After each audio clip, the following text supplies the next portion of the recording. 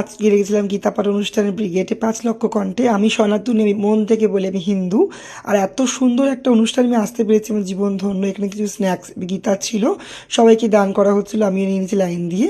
তারপর এত মানুষ ঢুকছিল দলে দলে লাইন দিয়ে, সবাই হরিবোল বলছে, কেউ জয় শ্রীরাম বলছে, যার যার হিন্দু কণ্ঠে শেষাই বলছে, অনেক নাম। এত লোক হয়েছে, এত সমাবেশ হয়েছে, আমি কখনো দেখিনি যে এত হিন্দু জাতি, এত সনাতনী ভাই বোনেরা আমরা একসাথে হয়েছি। খুব খুব ভালো লেগেছে। এখানে মহারাজরা ভাষণ দিচ্ছিল, গীতা পাঠ হচ্ছিল। আমার এত সৌভাগ্য যে আজকে হবে, সবার মধ্যেখানে থেকে আমি গীতা পাঠ করছিলাম। আমার তো খুব ভালো লেগেছে।